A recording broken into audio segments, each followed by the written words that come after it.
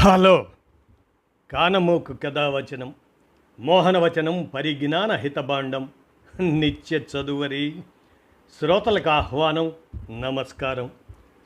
చదవదగునెవరు రాసిన తదుపరి చదివిన వెంటనే మరువక పలువురికి వినిపింపబూనిన అది ఏ పరిజ్ఞాన హితబాండమవుపో మహిళ మోహనవచనమై విరాజిల్లు.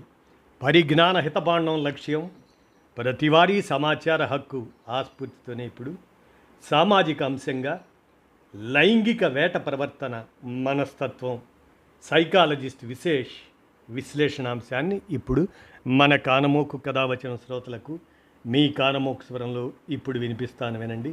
లైంగిక వేట ప్రవర్తన మనస్తత్వం సైకాలజిస్ట్ విశ్లేషణాంశం ఇక వినండి.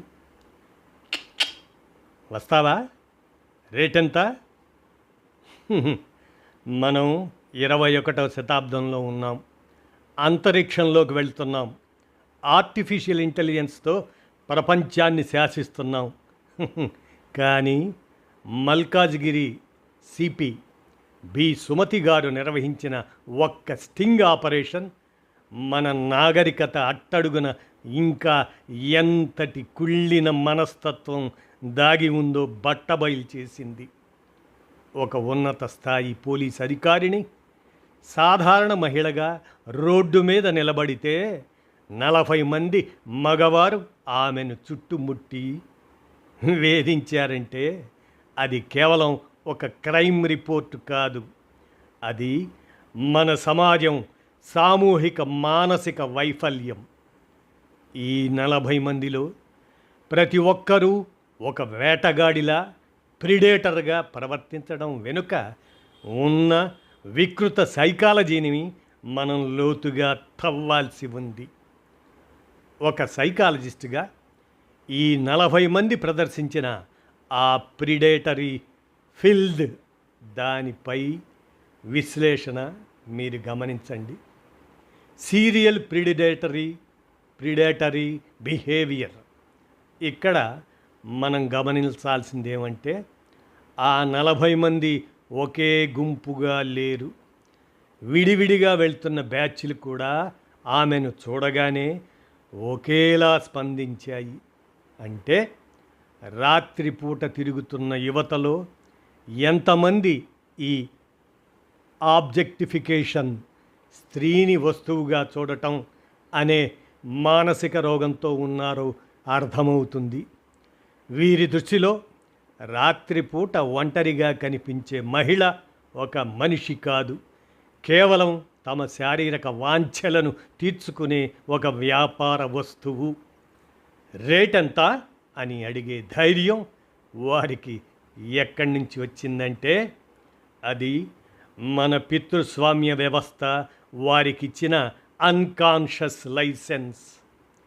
ఆడపిల్ల కనిపిస్తే ముద్దైనా పెట్టాలి, కడుపైనా చేయాలి, గౌరవించాల్సిన పని లేదు. ఆమెకు ఒక ధర కట్టి కొనవచ్చు అనే అహంకారం వీరి రక్తంలో ఇంకిపోయింది. The psychology of male entitlement. ఈ 40 మందిలో అత్యధికులు చదువుకున్న విద్యార్థులే కావటం అత్యంత విషాదకరం. వీరి మెదడులో ఒక ప్రమాదకరమైన కాగ్నిటివ్ డిస్టార్షన్ ఉంది. తాము మగవారం కాబట్టి ఏదైనా చేయవచ్చు అనే ఎంటైటిల్మెంట్ మైండ్ సెట్తో బతుకుతున్నారు నేటి తరం ఆ 40 మంది. రాత్రిపూట మహిళ బయట ఉంటే ఆమెను ఏమైనా అడిగే హక్కు తమకు ఉంది అనే భ్రమలో వీరు బతుకుతున్నారు. ఒక మహిళను మాటలతో లొంగదీసుకోవాలని చూడటం, ఆమెను భయపెట్టడం ద్వారా తాము శక్తివంతులం అని నిరూపించుకోవాలని చూస్తారు. దీనినే సైకాలజీలో టాక్సిక్ మ్యాస్క్యులానిటీ అంటారు. అంటే తన బలహీనతను కప్పిపుచ్చుకోవడానికి స్త్రీపై అధికారాన్ని ప్రదర్శించటం. 2-3 కలిస్తే చాలు, మృగం నిద్రలేస్తుంది. ఆ 40 మంది విడివిడిగా 2-3 చొప్పున వేధించారు. దీన్ని స్మాల్ గ్రూప్ డి ఇండివిడ్యుయేషన్ అంటారు. స్మాల్ గ్రూప్ డి ఇండివిడ్యుయేషన్ అంటారు. ఒక్కడున్నప్పుడు భయపడేవాడు కూడా పక్కన ఇంకో స్నేహితుడు తోడవగానే తన నైతికతను చంపేసుకుంటాడు. ఒకడు నీచంగా వాగితే పక్కన ఉన్నవాడు నవ్వి ప్రోత్సహిస్తాడు. ఆ ప్రోత్సాహం వారిని మరిన్ని అసభ్య పదజాలం వాడేలా చేస్తుంది. రాత్రి చీకటి తమను గుర్తుపట్టనివ్వదు అనే ధీమా వారిని కవర్డ్స్, పిరికి పందల నుండి ప్రిడేటర్స్, వేటాడే మృగాలుగా మారుస్తుంది. డార్క్ ట్రియాడ్. ఈ డార్క్ ట్రియాడ్ మనస్తత్వ శాస్త్ర ప్రకారం ఇలాంటి నేరస్తుల్లో 3 ప్రధాన వికృత లక్షణాలు ఉంటాయి. నార్సిజం అంటే తమ కోరికలే ముఖ్యం, ఎదుటివారి గౌరవం తృణప్రాయం అనే అహంభావం, అదే నార్సిజం. ఇక సైకోపతి. ఒక మహిళకు అంతటి నీచమైన ప్రశ్న వేస్తున్నప్పుడు కనీసం మనస్సాక్షి, కాన్షన్స్ అడ్డుపడకపోవటం, ఎదుటివారి వేదన వీరికి వినోదం, అది సైకోపతి. ఇక మ్యాకివెలియనిజం. పరిస్థితులను తమకు అనుకూలంగా మార్చుకుని బాధితురాలిని మ్యానిపులేట్ చేయడానికి ప్రయత్నించటం.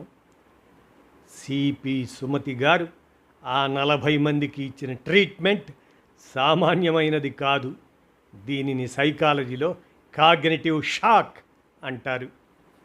తాము ఒక వస్తువు అనుకొని రేటు కట్టాలని చూసిన వ్యక్తి తమ మెడకు బేడీలు వేసే అత్యున్నత శక్తి అని తెలిసినప్పుడు వారి అహంకారం ఒక్కసారిగా కుప్పకూలిపోతుంది. నువ్వు ఏ అమ్మాయిని చూసినా ఆమె వెనుక ఒక సిపి సుమతి ఉండొచ్చు అనే భయం నీ మెదడులో నిరంతరం ఉండాలి అని ఈ ఘటన ద్వారా ఆమె సమాజానికి స్పష్టమైన సందేశం ఇచ్చారు.